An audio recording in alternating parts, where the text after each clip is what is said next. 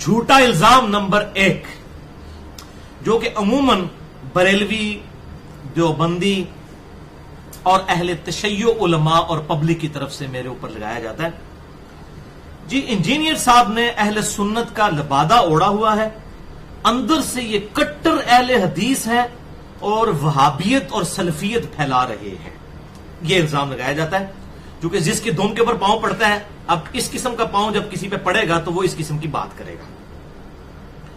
تو بھائیوں، میں اس ویڈیو کی وساطت سے اس الزام کو 100% ڈینائی کرتا ہوں، اور اللہ تعالیٰ گواہ ہے اس بات کے اوپر، میرے سینکڑوں لیکچرز اس پر گواہ ہیں کہ میں نے آج تک اپنے کسی لیکچر میں کسی بھی اہل حدیث عالم کو کوٹ نہیں کیا اس حوالے سے کہ چونکہ وہ یہ بات کہتا ہے لہذا میں اس کو حق مانتا ہوں۔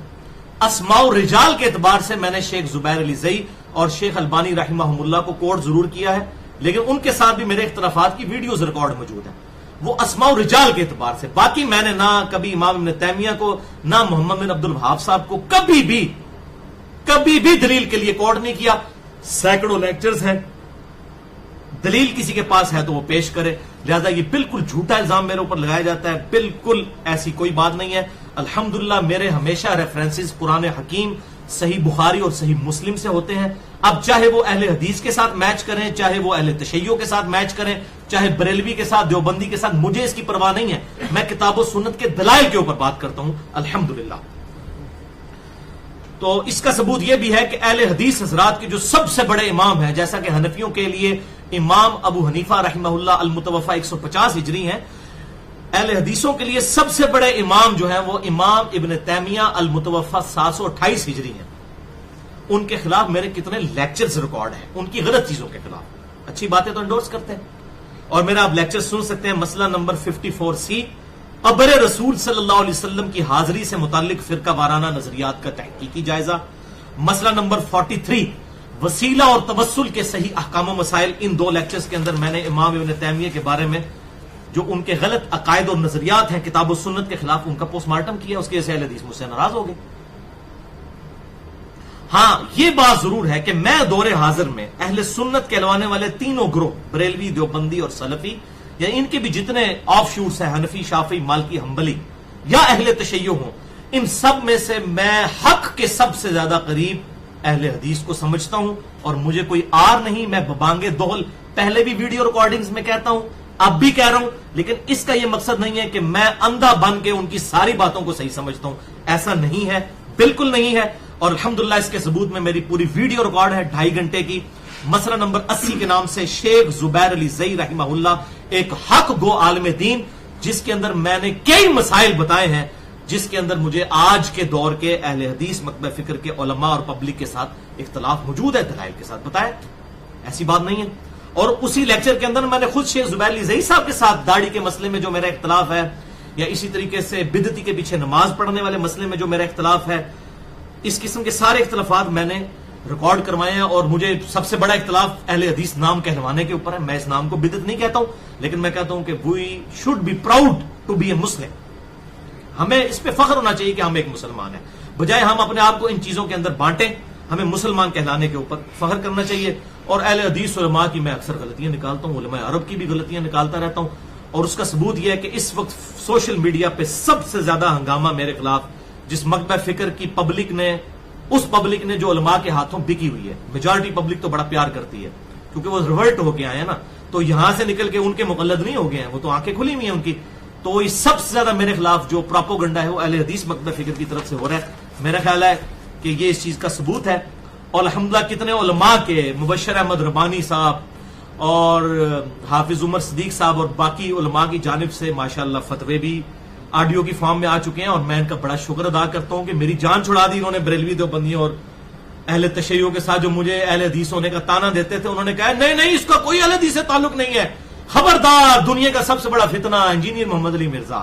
میں تو جناب بہت مہربانی، میں ان اہل حدیث علماء کا دل سے، واللہ یہ میں تنزیہ بات نہیں کر رہا، دل سے شکر گزار ہوں کہ میرا یہ ایشو ٹیکل نہیں ہوتا تھا کہ جب بھی میں کتاب و سنت کی بات کرتا کہتا جی اہل حدیثانی گلاں کرتا ہے، تو الحمدللہ انہوں نے جو میرے لیے سرٹیفکیٹ جاری کر دیا ہے کہ اس کا ہمارے مکتبہ فکر سے کوئی تعلق نہیں ہے، یہ اتنا بڑا احسان ہے کہ اس کی جزا اللہ ہی دے سکتا ہے، اس شکل میں کہ وہ بھی میری طرح ایک عام مسلمان بن جائیں۔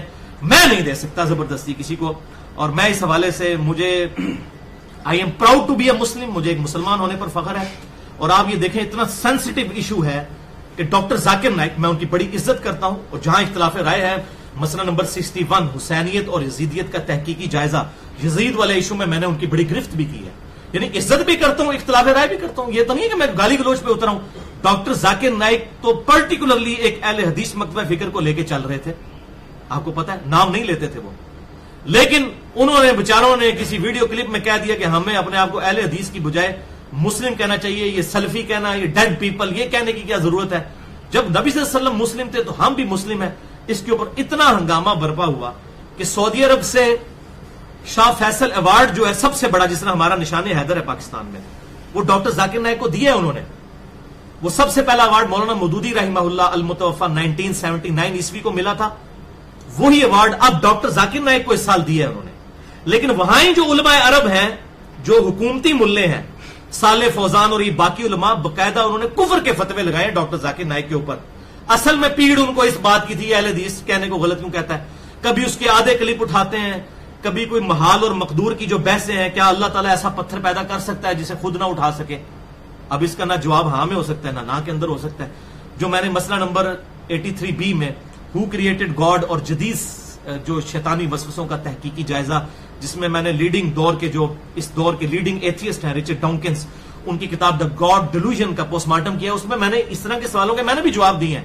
وہ ڈاکٹر ذاکر نائک انہوں نے کلپ اٹھا کے کفر کے فتوے لگائے. میں کفر کے فتوے, آپ اندازہ کریں, یعنی اس لیول پہ نفرت. یعنی آپ کسی کی 1000 باتیں مان لینا, یہ تو جو بھائی مجھے بھی بیچارے بڑے مخلصانہ مشورہ دیتے ہیں نا کہ علی بھائی نے دی اے گل مان لو, اور بھائی کیڑی گل منی ہے, 50 باتیں مانیں گے, ایک سے انکار کریں گے, آپ کو نکال دیں گے. آپ بھائی نکلے ہوئے ٹھیک ہے نا. وہ جیسے قرآن حکیم میں آتا ہے نا کہ یہود و نصارہ اس وقت تک تم سے خوش نہیں ہوں گے جب تک تم ان کی ملت پہ نہ آ جاؤ. یہ مولوی بھی اس وقت تک آپ سے خوش نہیں ہوں گے, کیونکہ اس امت میں بھی وہی خرابیاں یہود و نصارہ والی آنی ہے نا بخاری اور مسلم کے تحت, جب تک آپ 100% ان کی تائید نہ کر دیں. آپ 1000 باتیں مانے, ایک سے کہتے بندہ ساڈا سی پر اون نہیں صحیح رہا ایک بات کی وجہ سے, جس کا واضح ثبوت ڈاکٹر ذاکر نائک کو انہوں نے جو سرٹیفکیٹ دے دیا ہے گمراہی کا اور کفر کا. وہ بریلوی دیوبندی اور شیعہ تو پہلے ہی خلاف تھے, کچھ ان کی بھی غلطیاں, لیکن کفر کے لیول کی تو نہیں تھی. اصلاح کریں, میں نے بھی یزید والے مسلم میں ان کی اصلاح کرنے کی کوشش کی ہے. اور آپ کو میں یہ ایک بڑی خوشخبری والی بات بتاؤں کہ میرے ایک اسٹوڈنٹ ہیں, ویڈیوز کے اعتبار سے اسٹوڈنٹ ہیں, تو وہ ریاض یونیورسٹی میں امام محمد بن سعود یونیورسٹی میں ان کا ایڈمیشن ہوا ہے, تو ان کا کلاس فیلو ہے ڈاکٹر ذاکر نائک کا بیٹا, وہاں پہ پڑھ رہے ہیں, فارغ نائک. تو وہ ان کا کلاس فیلو ہے, اس نے بیٹھ کے میرے وہ حسینیت والے پمفلٹ اس کو پڑھائے ہیں, اس کو منوایا کہ یہ یزید پہ قسطنطینیہ کی بشارت فٹ نہیں ہوتی. اور وہ کہتا ہے قائل ہوا, وہ ابھی عید کی چھٹیوں پہ گئے ہوئے تھے, چھوٹی عید گزری ہے, کہتا ہے میں اپنے ابو کو بھی جا کے سمجھاؤں گا. تو ہماری دعوت الحمدللہ گھر تک پہنچ رہی ہے. یہ طریقہ ہے دعوت پہنچانے کا, یہ تو نہیں کہ آپ فتوے لگانا شروع کرتے. یہ میں کہتا جی ڈاکٹر ذاکر نائک کو میں 0 سے ضرب دے دوں, تو یہ مولوی جو ہے نا ایک بات پکڑ کے 0 سے ملٹیپلائی کرتے ہیں اور اپنے مولویوں کا ایسا ایسا دفاع کرتے ہیں. امام ابن تیمیہ سے میں نے سماع موتا کا عقیدہ ثابت کیا, جو عام بچاری اہل حدیث پبلک تو اس کو شرک ہی سمجھتی ہے. آپ کہتے ہیں نہیں شرک نہیں ہے, یہ بدعت ہے, اپنے بابے میں بات. انہوں نے کہا جی اقتداء صراط مستقیم میں کہ میلاد منانا بدعت ہے لیکن ثواب ملے گا کیونکہ نیت اچھی ہے. ساری بدعتیں اچھی نیت سے ہوتی ہیں. اس پہ میں نے کیا کہتے ہیں نہیں جی نہیں, وہ اصل میں ان سے یہاں پہ غلطی, ویسے وہ بڑے اچھے تھے. اچھا جس بات میں پھر منہاج السنہ میں شیعہ کے رد میں وہ اتنا آگے چلے گئے, انہوں نے کہا من کنت مولا فہذا علی مولا, یہ حدیث متواتر ہے جو جامعہ ترمذی میں, سنن نبی داؤد کے اندر, مسند امام احمد میں, سنن نسائی الکبریٰ میں اور کتابوں میں موجود ہے. 22 طرق شیخ البانی نے اس کے اکٹھے کیے. شیخ البانی, شیخ زبیر الزئی رحمہ اللہ اور تمام محدثین اسے حدیث متواتر کہتے ہیں, اور اہل سنت کے ہاں حدیث متواتر کا انکار کفر ہے. اور امام نے تیمیہ نے اس حدیث کا انکار کیا ہوا ہے. لگائے نا آپ کفر کا فتویٰ, فارمولہ فٹ کرو نا بچے اپنے روحانی باپ ہوتے, تو نہیں کریں گے. نہیں جی بڑی بڑی خدمات ہے, اور بھائی سارے بھی ساری بھی بڑی خدمات نے, سانو بھی نا 0 ضرب دو. ہمارے اندر تو ایسی کوئی قائد کی خرابیاں موجود نہیں ہیں. میں کہتا ہوں اہل حدیث کی عام پبلک کے عقائد امام نے تیمیہ کے قائد سے بہتر ہے الحمدللہ توحید کے اعتبار سے. تو یہ بات ہے کہ حق بات آپ مانیں, اپنے بزرگوں کو آپ بینیفٹ آف ڈاؤٹ دیں, جو غلطی نکالیں جی اجتہادی غلطی, اور وہی غلطی کسی دوسرے میں نکلے, شرک کفر فتوے. یہی آج بریلوی دیوبندیوں کا بھی ہے. یعنی یہ لوگ کہتے تھے اہل حدیث گستاخ رسول ہے. میں نے جب دیوبندیوں اور بریلویوں کے بزرگوں کی اصلیت لوگوں کو دکھائی ہے کہ آپ کے بزرگ کیا کیا کارنامے کر کے گئے ہیں, تو آپ ان کے ہاتھ پاؤں کامتے ہیں, نہیں جی وہ تو بڑے بڑے عاشق سن, اس طرح کی گل وہ کر نہیں سکتے. اچھا جی دوسروں کے بارے میں وہی کر سکتے ہیں, ہمارے نہیں کر سکتے. اور بھائی کتابیں آپ لوگ چھاپ رہے ہو, آپ لوگ مانتے ہو ان چیزوں کو. کشف المحجوب کے اندر بھی اس طرح کی گستاخانہ باتیں موجود ہیں, ملفوظات اعلی حضرت کے اندر بھی موجود ہے, اشرفی تھانوی صاحب کے جو ہے الامداد رسالے کے اندر بھی موجود ہے, حفظ الایمان کے اندر بھی موجود ہے. وہ مسئلہ نمبر 71 آپ دیکھ لیں.